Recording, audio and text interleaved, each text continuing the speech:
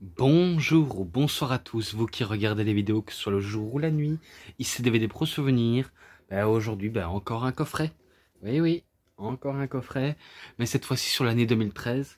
Donc, la vidéo que j'ai sortie hier, c'était le coffret sur The Best of Raw and SmackDown 2012. Et maintenant, de 2013, cette fois-ci. Donc, voilà, vous voyez bien l'image. Et de derrière aussi. Et après, les DVD, vous savez qu'il y en a 3, mais le design, voilà. Alors, allez.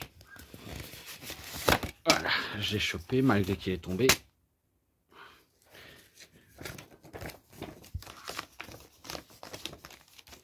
Et ensuite, belle image entre The Rock et CM Punk, qui est classe quand même, cette image. Même si j'aurais bien voulu avoir l'affiche Roxina, mais bon, c'est quand même mieux que rien. Ensuite. Le premier Raw de l'année. Alors, le premier Raw de l'année. Ça s'est déroulé le 7 janvier 2013 à Raw, dans un match de TLC, donc table, chaise et échelle, pour le championnat WWE, CM Punk contre Ryback. Ça, si je crois bien, CM Punk avait combattu lors de TLC en 2012. Pas contre Ryback, car Ryback il affrontait le Shield avec la Team Elno. Mais que CM Punk décroche sa mallette avec succès, enfin décroche la ceinture avec succès contre je ne sais pas qui, mais je sais bien que j'ai pas encore vu le TLC 2012. Ouais, donc je suis en train de regarder petit à petit. Après, si j'ai des nouveaux DVD, c'est un petit peu normal. Mais bon, vous me comprenez. Eh ben, c'est là où CM Punk, il conserve drastiquement son titre grâce à l'intervention de The Shield. Ouais, c'est ça. Grâce à l'intervention de The Shield. Et dans ma vidéo précédente, quand j'avais cité la DX, j'avais dit pour la réunion de The Shield, je tenais à m'excuser pour cette phrase que je savais même pas du tout que je l'avais dit. Donc je tenais à m'excuser pour ce moment-là, mais c'est pas grave. Mais là, le Shield intervient bien dans le match et fait passer Ryback à travers la table. Et ça permet à CM Punk de décrocher son titre tranquillement. Et ce match-là, il était pas mal, beaucoup d'intensité. Je lui mets un 3,40 pour le premier match. Ensuite, du côté de SmackDown, 1er janvier 2013, un Last Man Standing match pour le championnat du monde poids lourd entre le Big Show et Alberto Del Rio. Si je crois bien... si je crois bien, le champion, c'était le Big Show. Car je sais bien que le Big Show avait battu Sheamus pour le titre. Et que là, il affronte Alberto Del Rio.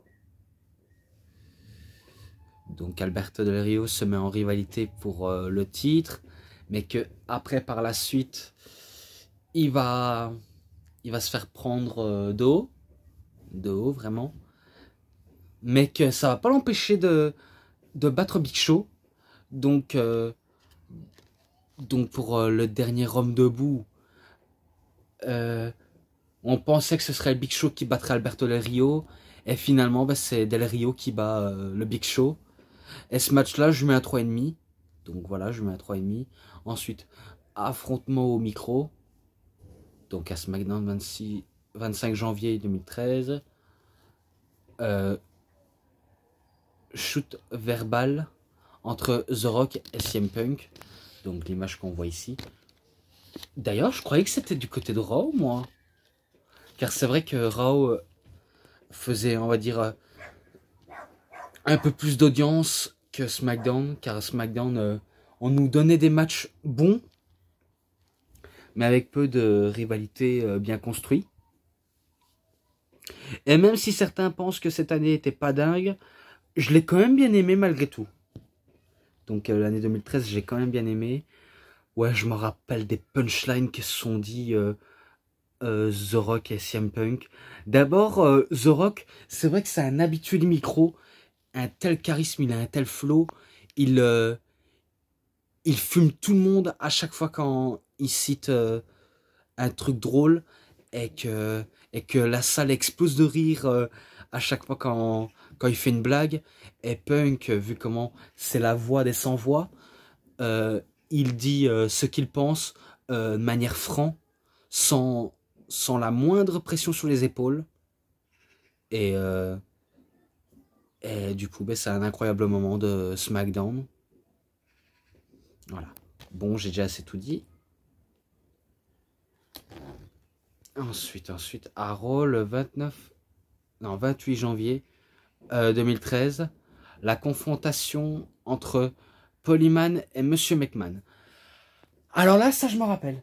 Je me rappelle qu'il y a eu une discussion très tendue entre Monsieur McMahon et Paul Heyman et que Paul Heyman avait engagé le Shield euh, pour, euh, pour faire gagner CM Punk. Et il y avait aussi Brad Maddox. Donc en gros, Paul Heyman et le Shield donnaient un coup de pression à Brad Maddox et, euh, et à l'autorité quoi de la WWE, même si l'autorité n'existait pas encore à cette époque. Mais un sacré coup de pression et les McMahon, à cette époque, ils étaient du beau côté de la force jusqu'à ce que vous allez découvrir pardon, qu'ils étaient en vérité du côté du mal. Et que je me rappelle que Paul Heyman tentait de se justifier en disant non, c'est pas moi, il y en a un qui se fait passer pour moi, avec un accent euh, anglo-juif assez prononçable. Donc pour lui, imiter sa propre personnalité est facile. Quel sacré menteur ce Paul Heyman. Et c'est là où Brock Lesnar arrive et Monsieur McMahon dit tout d'abord à Brock Lesnar ne commets pas l'irréparable, donc tu pourras jamais, on va dire, donc tu pourras jamais pardonner. Eh ben, il fait un acte, il lui fait un F5 et c'est tout. Donc il allume Monsieur McMahon avec un F5 et ça se termine seulement là-dessus. Ensuite pour l'histoire, à Raw le 25 février 2013, le gagnant affrontera The Rock pour le championnat de la WWE à WrestleMania 29. John Cena contre CM Punk. Alors là, après leur affrontement au Money in the Bank 2011, c'est un très très très bon match de catch celui-là. Là, CM Punk et John Cena, ils ont su nous faire gâter. Donc ils nous sortent l'un des plus grands matchs de Raw. Et, euh, et j'aime bien toute l'intrigue, ce soit que John Cena doit être en route de sa rédemption suite à la défaite face à The Rock. Et CM Punk, vu comment il n'arrive pas à se défaire de la défaite face à The Rock, lui aussi veut une ultime affrontement contre The Rock, mais que pour ça il doit tenter les embûches. Et cette embûche, ben, c'est John Cena. Et pourtant, CM Punk était désespéré à essayer de battre John Cena durant l'affrontement et durant la rencontre. Donc ça se voyait fort. Mais que après, à la fin, John Cena, il fait une Tijuana, donc il fait un Hurricanrana, et il fait un Attitude Adjustment, et il bat CM Punk. Quel bon match. Il n'y a pas à dire, c'est un très bon match. Ce match-là, je le mets plus haut. Je le mets pas au même niveau que Money in the Bank 2011, leur première, même si je sais bien que c'est pas leur premier affrontement, mais on va dire leur première grande rivalité, et pas grosse rivalité. Même si ça rime, mais j'essaie de trouver un autre mot pour éviter de me faire passer pour un con. Mais pour leur grande rivalité, eh ben ce match-là, je lui mets un 4,90.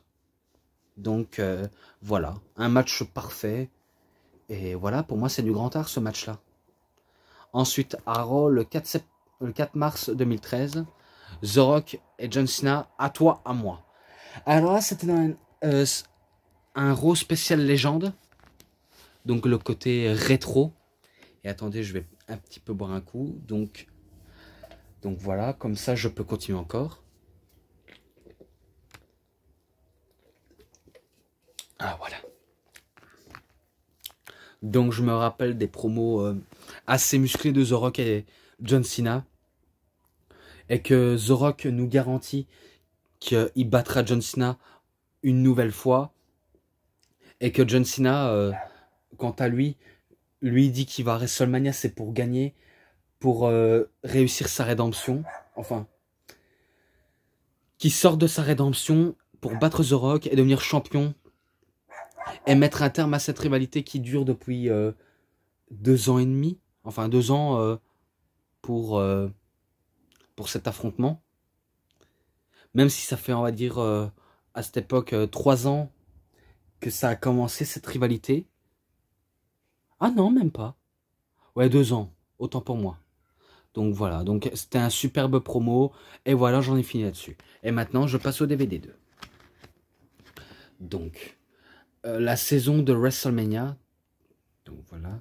À Raw le 1er avril 2013. Pardonnez-moi.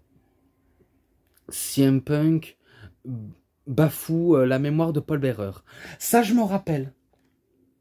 L'Undertaker fait une promo après sa propre musique pour l'entrée des druides débute avec des... Même pas avec des torches de flammes. Ils arrivent un à un et parmi les druides, eh ben, CM Punk faisait partie des druides pour mieux piéger l'Undertaker. Et c'est là on entend un oh yes et qu'on voit ce qui est soi-disant Paul Bearer. Finalement, c'était Paul Heyman qui s'est déguisé en Paul Bearer. Donc, en gros, c'était pour se moquer de la mémoire de Paul Bearer. Même si certains pensent que la mort de Paul Bearer était de très mauvais goût pour la storyline. Et que... C'est vrai que je suis un petit peu d'accord, mais d'un autre côté, heureusement qu'ils n'ont pas été très très loin, parce que il existe des storylines où la mort a été utilisée et qu'on a tout fait pour, on va dire, pour rendre une storyline assez personnelle, même pour une rivalité fade. Donc ça, je m'en rappelle très bien. Mais cette rivalité n'était pas fade. Il a du potentiel, même si c'est vrai qu'utiliser la mort de Paul Bearer est assez exagéré. Et que CM Punk joue très bien dans le sadisme. Et que je me rappelle un coup qu'il a fini d'attaquer l'Undertaker avec l'urne, eh ben il débouche l'urne et là on voit des cendres.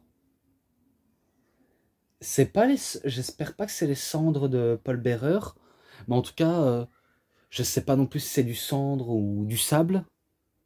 Et après on voit je vois CM Punk se mettre du cendre sur lui, sur sa peau, même lécher le cendre, bref, dégueulasse. Donc ça se termine là-dessus. Ensuite, à Raw, le 8 avril 2013, match à handicap, Alberto Del Rio contre Jack Swagger contre Zeb Colter. Ça, je me rappelle que Alberto Del Rio était du côté face, donc il était gentil. Et que maintenant, il doit face aux deux compatriotes qui adorent le patriotisme, qui est Jack Swagger et Zeb Colter, et qui est Dutch Mantel. Et que Alberto Del Rio, malgré sa blessure au genou, va réussir à battre Swagger et Zeb Colter. Et si je crois bien,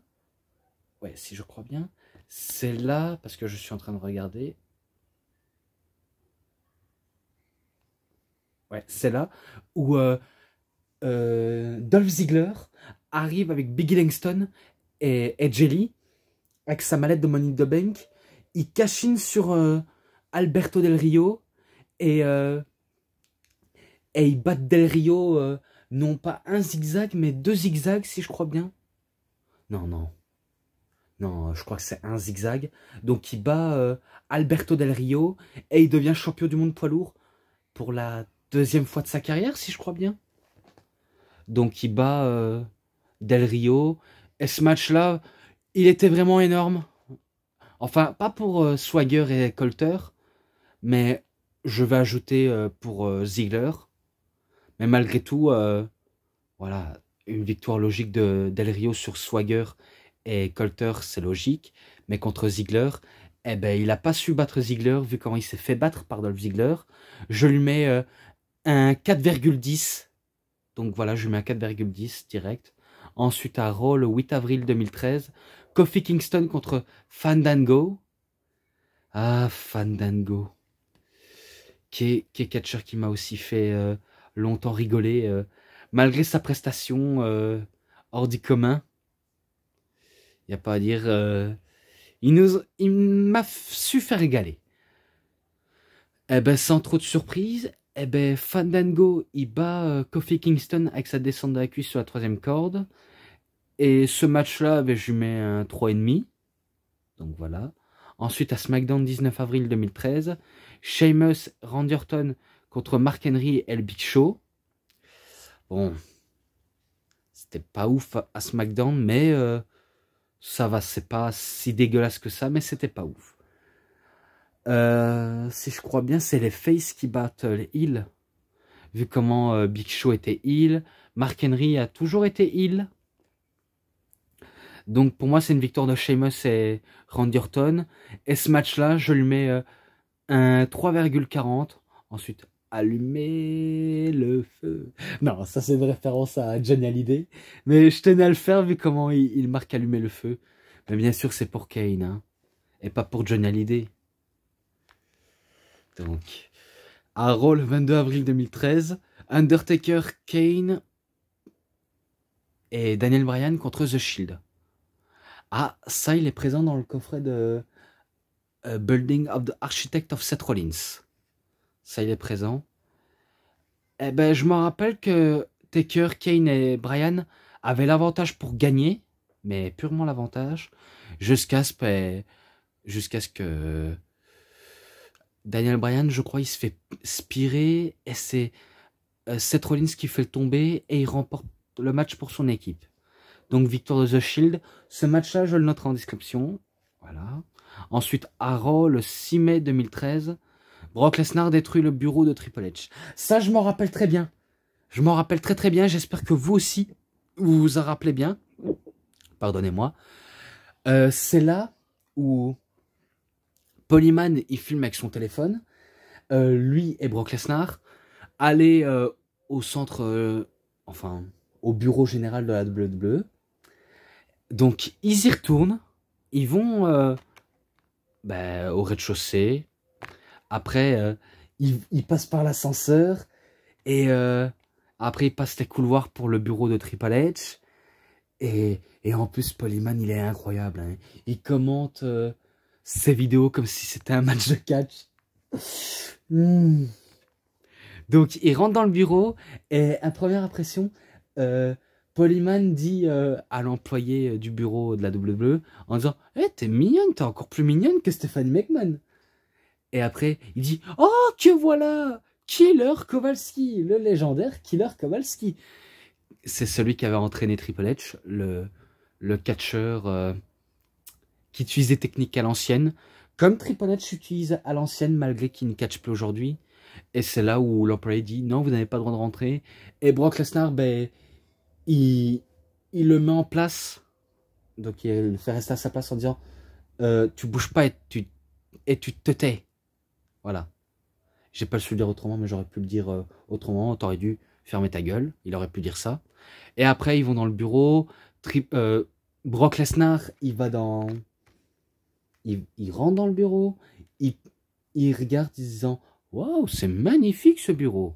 Et c'est là où il prend le titre du monde poids lourd de Triple H, alors que ça lui appartenait même pas. Il s'assoit sur la chaise du bureau. Il met les pieds sous la table. Il casse le clavier d'ordinateur. L'ordinateur portable même. L'écran d'ordinateur. Il pète le bureau et le titre. Et même la massue, il le pète. Il balance les affaires de Triple H de l'étagère par terre. Il balance la tête qui servait de couronne de Triple H dans le mur. Après la lampe. Même une télévision. Donc il aura cassé tout ce jour-là dans le bureau de Triple H. Et c'est là où Paul Heyman dit « Wow, c'est un vrai bordel !»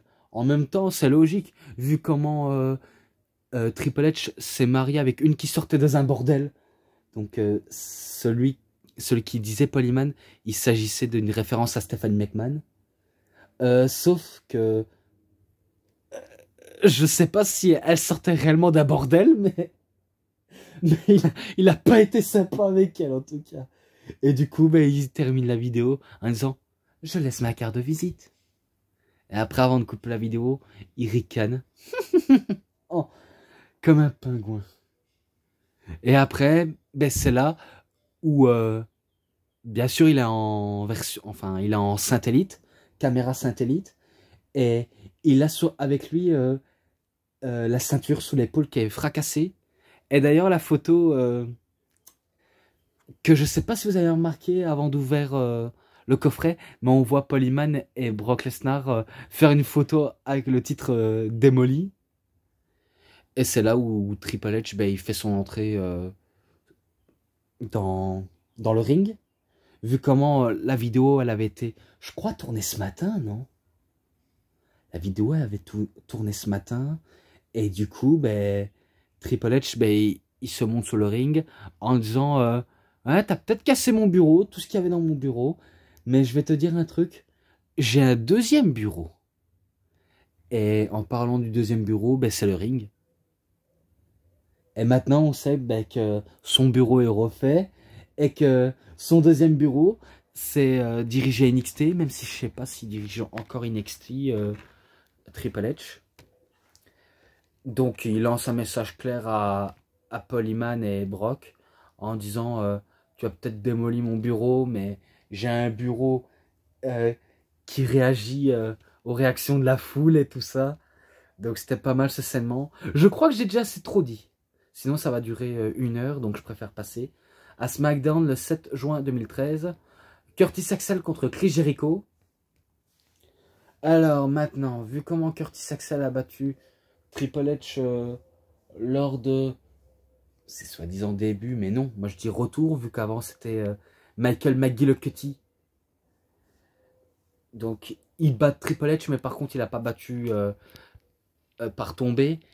Il avait battu parce que Triple H n'était plus en état de combattre suite au match trop violent face à Brock Lesnar. Et après, ben, il bat John Cena alors qu'il n'a même pas battu John Cena physiquement. 2 fois, il bat John Cena 2 fois sans utiliser de tombée clean. Et là, est-ce qu'il peut faire ça avec Chris Jericho? Là, il va le battre en petit paquet et il va se casser. Donc match pas mal, vraiment pas mal. Ce match-là, je mets un 3,40 par contre. Ensuite, un coup tordu. Raw 17 juin 2013. Oh là là! Oh, il manque un numéro. Je sais pas si vous voyez. Attendez. Là. Là, 213. Il aurait pu mettre à 0. 2013. Oh là là. Erreur technique. Enfin, erreur d'imprimante pour l'image du DVD. Donc, petite erreur. Discours d'adieu de Mark Henry. Quel acteur ce Mark Henry? Là, il avait réussi à tromper son monde. Hein. Et il a même trompé John Cena. Donc, ça vous laisse idée. Il dit, je tenais à me retirer du circuit, vu comment les moments passés que j'ai passés là-bas, enfin, ici, m'a donné tant de bonheur. Donc, en gros, il harangue la foule en donnant une fausse retraite. Et c'est là où il demande à John Cena de rester sur le ring et de lui faire un câlin. Sauf que le câlin, ben, c'est un World Strangle Slam. Donc la prise de Mark Henry. Eh ben là, on avait tous cru, hein. On avait tous cru direct. Donc voilà, ce segment, je passe. Ensuite, à Raw, le 24 juin 2013. Là, ils se sont pas trompés. Combat de rue entre Daniel Bryan et Randy Orton. Ça, je crois qu'il est présent dans Just Say Yes, Yes, Yes. À vérifier, en tout cas. Avant que je continue, ben, je vais un peu m'hydrater parce que, à force de parler, j'ai la gorge sec.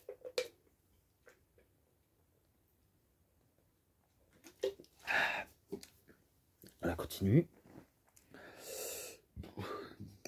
Alors, comme j'ai dit, j'avais déjà noté dans Just Say Yes, Yes, Yes. Et que c'est une victoire de Daniel Bryan sur Randy Orton. Donc, en tout cas, il prouve à Randy Orton qu'il peut le battre. Et ce match-là, je le noterai en description. Donc voilà, ça se termine pour le DVD 2. Et maintenant, au DVD 3. Une piñata et un groupe de marachis. Ah ouais, la célébration d'Alberto Del Rio. La fête du champion Alberto Del Rio. Ou alors, j'aimerais rappeler la fête de El Campeón del Rio. Alberto Del Rio. Donc c'est là où il fait une promo en disant qu'il est fier de ses origines du Mexique et que vous les Américains, vous ne pensez qu'à bouffer des hamburgers. Et voilà, en fait, il critique la culture américaine, Alberto Del Rio. Donc, il va critiquer la culture américaine. Et aussi, il avait mis une photo de Dolph Ziggler sur la piñata. Et pas la piñata de Fortnite. Rassurez-vous, c'est pas la piñata de Fortnite. Donc, il massacre la piñata. Bien sûr, il y a des bonbons.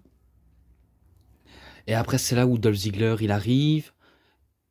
Et il fracasse Del Rio en le donnant des coups de poing, des coups de pied. Et il tabasse même Ricardo Rodriguez en le faisant passer dans les nachos et dans le guacamole. Et après ça, si je crois bien, il fait un zigzag sur Del Rio. Et après, il prend la guitare. Il fracasse sur la tête de Ricardo Rodriguez. Et après, avec les mariachis, si je crois bien, il joue de la guitare avec les musiciens. Et il y a des ballons rouges, blancs et verts qui tombent du ciel. Bien sûr, c'est pas pour le drapeau italien, mais ils auraient pu mettre avec un aigle, ça aurait été plus facile. Et voilà, quoi. Ensuite, SmackDown 12 juillet 2013. AJ Lee et Kathleen signent leur contrat. Donc, c'est pour Payback.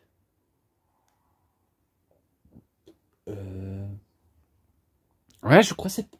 Ouais, je crois que c'est pour Payback ou Money in the Bank. Donc... Ah non, non, non. Ah ouais, j'avais dit Natalia.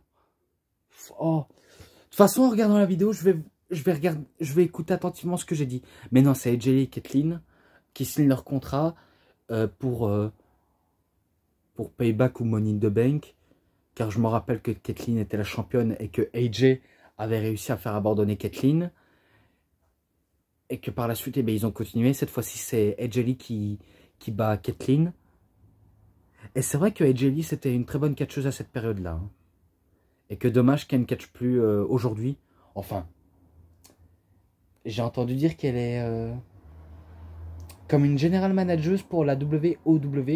Donc, du catch 100% féminin. Ou présidente. Ouais, peu importe. Donc, ici, leur contrat. Ensuite, Raw, 15 juillet 2013. La déclaration de la Wyatt Family. Ça, si je crois bien... Ouais, je me rappelais. Mais sauf que je sais plus envers qui ils se sont tournés. Mais en tout cas, je sais bien que la Wyatt Family était très puissante. Et c'est dommage, c'est que la Wyatt Family n'a pas duré éternellement longtemps.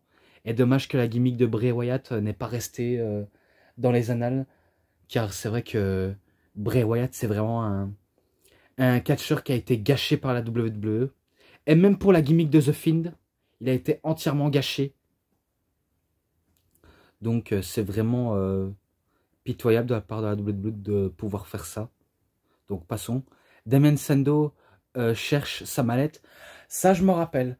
Cody Rhodes qui lui avait volé sa mallette à Damien Sandow. Et du coup, ben, il demande où est Cody avec sa mallette. Et c'est là où Cody Rhodes, ben, il est près du golfe du Mexique.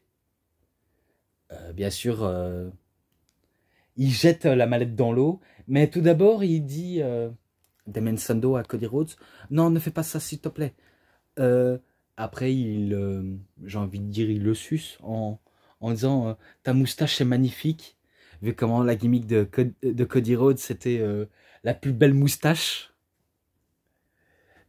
Donc, mais après, Cody Rhodes ne voulait rien entendre. Et ben, il balance la mallette. Et c'est là où Damien Sandow commence à hurler de désespoir et à se jeter dans l'eau. Et après, il dit oh non, je ne sais pas nager. Et du coup, ben, sa mallette, elle coule. Elle coule. Ah, purée. Qu'est-ce que c'était bon ce moment. Ensuite, à SmackDown 9 août 2013, Rob Van Dam contre Randy Orton. Alors, je dis direct, c'est Randy Orton qui bat Rob Van Dam. Car c'est pas surprenant. Ce match-là, je lui mets un 3,5. Voilà, je lui mets un 3,5. Ensuite, deux favoris de la foule, face à face. Allez.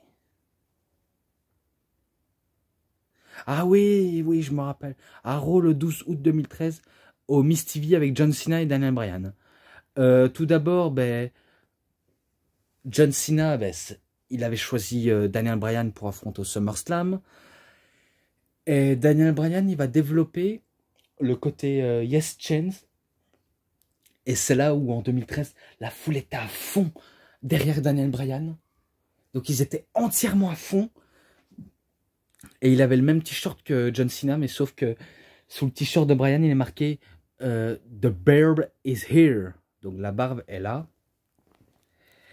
Et si je me rappelle bien, il va réussir à un peu énerver Cena en disant que ouais, de toute façon John Cena, de toute façon t'es pas un vrai catcheur, t'es vraiment, on va dire, pas très bon que moi. Donc il le critique John Cena et John Cena a son tour de contre-critiquer. Donc il dit que tout ce que j'ai fait pendant toutes ces années, pendant 10 ans, j'ai franchi des obstacles qu'on m'a dit que je ne pourrais jamais les franchir. Et après, il dit aussi que si jamais je, je bosse sur le ring, c'est parce que je me bouge le cul. Un peu comme fait Daniel Bryan, ça je vous le cache pas. Daniel Bryan, c'est aussi un gros bosseur, mais par contre, on l'a jamais voulu lui donner sa chance. Lui qu'on lui a toujours dit qu'il n'arrivera à rien. Et John Cena, c'est un petit peu pareil, je vous le cache pas. Même si entre-temps, il sera le visage de la WWE et qu'il l'est toujours, même si aujourd'hui il ne l'est plus. Et qui fait ça, c'est pour les enfants malades, pour les gens en difficulté, et que les personnes auxquelles il a côtoyé, ceux qui souffrent de maladies, lui disent You can see me par bonheur, car ils se battent pour leur maladie. Donc, ce qu'il disait John Cena, c'était beau, c'était magnifique, car j'avoue, j'adore son côté sympathie de John Cena. Certains d'entre vous ne l'aimeraient pas parce qu'il est overacted sur le ring, mais c'est vrai que sous le ring, ça n'a jamais été un grand technicien, ça n'a jamais été un qui sait sortir de gros moves, John Cena, et pourtant c'est quelqu'un qui a le cœur en or malgré tout. Et donc John Cena, il termine cette phrase-là avec un mot magnifique. Je ne sais plus ce qu'il avait dit, mais j'espère que vous avez le DVD et que vous saurez m'en dire plus. Parce que, vu comment tout est arrivé tellement rapidement que j'ai pas su, on va dire, trop visualiser. Et que Daniel Bryan, il disait que John Cena ne mérite même pas qu'il lui colle une claque. Mais une claque à la japonaise. Et pourtant, John Cena lui colle une claque à Daniel Bryan. Et Daniel Bryan, il dit sans le micro, tu mérites même pas cette claque. Et du coup, ben, ça se termine là-dessus, avec Triple H qui rejoint Daniel Bryan et Cena dans le ring, et que Orton, il était sur la rampe d'entrée en disant « N'oubliez pas, je suis Money in the Bank, je peux venir à tout moment. » Donc voilà, il dit ça, j'en ai fini là-dessus. Ensuite, à Raw, le 9 septembre 2013, et putain, arrête de flotter, Santino Marella contre Antonio Cesaro. Oh là là. Alors pour moi, c'est fort évident. C'est une victoire de Antonio Cesaro / Cesaro tout court. Et maintenant, je crois qu'on va l'appeler Claudio Castagnoli. Donc voilà. Donc Antonio Cesaro, ben, il bat Santino Marella avec son neutralizer. Et ce match-là, je le mets à 3,5 aussi. Donc voilà, j'ai fait pas mal de 3,5. Ensuite, à SmackDown, le 13 septembre 2013, Big Show affronte The Shield. Donc c'est là où, dans la période où le Big Show, il s'était allié à l'autorité, mais par contre, pour de mauvaises causes. Car dans la storyline, Big Show étant ruiné, doit se battre pour gagner de l'argent, pour nourrir sa famille. Car à mon avis, il a trop dépensé. Mais bon, Big Show, c'est un sacré bon acteur. Et du coup, par la suite, eh ben, il se fait défoncer par le Shield. Donc, il se fait défoncer malgré tout. Et ça se termine là-dessus. Ensuite, à Raw, le 7 octobre 2013, Daniel Bryan, Cody Rhodes et Goldust contre le Shield. Alors, si je crois bien, là, par contre, ils se battent pour leur réputation, Rhodes et Goldust. Et pareil pour Bryan, pour mieux, on va dire, contre-attaquer l'autorité en battant The Shield.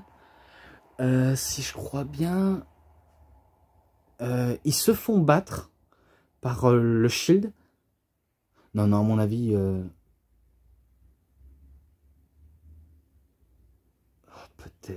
Peut-être, mais je sais bien que... Ah non, il y avait disqualification. Ou double décompte à l'extérieur. Mais bon, et après je me rappelle qu'il y avait Randy Orton qui fait un RKO sur Bryan. Et après ça continue à se battre. Et que tout le monde est KO, sauf le Shield et Randy Orton. Ce match était pas mal. Je lui mets un 3,40. Et pareil pour l'autre, car il était plutôt pas mal. À Raw le 14 octobre 2013, match sans aucune disqualification pour le championnat par équipe, le Shield contre Cody Rhodes et Goldust. C'est là où Seth Rollins et Roman Reigns mettent leur titre par équipe en jeu, et c'est là où le Big Show arrive, il met un KO punch sur Dean Ambrose, il met un KO punch sur Seth Rollins, et après il met un KO punch sur Roman Reigns, et ça permet à Cody Rhodes de faire le tomber sur Roman Reigns et battre le Shield et devenir champion par équipe. Donc voilà. Ah non, c'était pas... Ah, je ne sais plus, mais voilà. Je crois que j'ai déjà assez dit. Ce match-là, ben, j'ai déjà dit un 3,40. Celui-là, un 3,50. Je tenais à le dire, un 3,50. À SmackDown, le 1er novembre 2013, John Cena, Cody Rhodes, Goldust contre Damien Sandow, Antonio Cesaro et Jack Swagger. Eh ben, contre toute attente, c'est John Cena, Cody Rhodes et Goldust qui bat les méchants, Sandow, Cesaro et Swagger. Donc 3,50. Et pareil pour celui-là. Donc, un match à 3 contre 2. Ouais, mais il était pas mal. Hein. À Raw, le 11 novembre, match handicap à 3 contre 2. Ça, j'ai déjà dit. CM Punk et Daniel Bryan contre le Shield.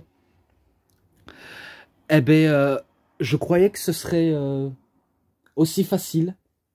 Mais que malheureusement, je me rappelle que la Wyatt Family enlève Daniel Bryan. Et du coup, ben...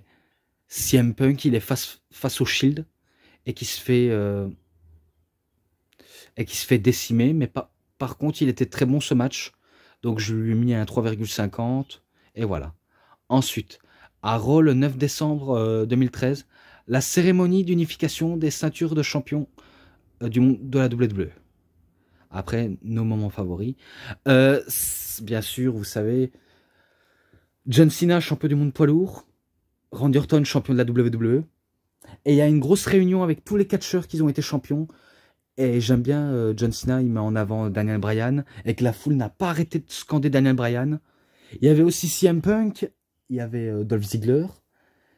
Et après, il y avait tout le monde. Il y avait même les anciens, comme Bret Hart, Shawn Michaels. Mark Henry aussi. Alberto Del Rio, il me semble. Bref, il y avait tous les champions. Et avant que les titres soient suspendus en haut, eh ben, ils se mettent à se battre. Tout d'abord, c'est Randy Orton qui allume la mèche en frappant sur Cena. Et après, ben, ça se termine en bagarre générale. Il allume la mèche sur CM Punk, sauf que CM Punk le met en place. Après, ben, Triple H, ben, il tabasse Punk. Punk tabasse Triple H. CM Punk se fait accueillir par un switch in music. Et Shawn Michaels, ben, il se fait accueillir par un running de Daniel Bryan. Randy Orton essaye de faire un RKO sur Daniel Bryan, mais sauf qu'il va pousser Randy Orton sur Stephanie McMahon.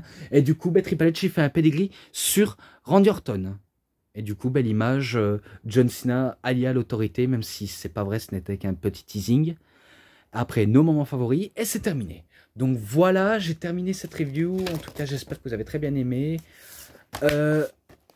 Les matchs sainement promo et l'ensemble, je lui mets un 4,50, vu comment il était vraiment pas mal.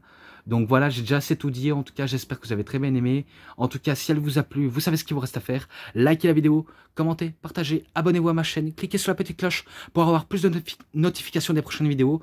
Et moi, je vous dis bonne journée, bonne soirée à tous. Au revoir tout le monde.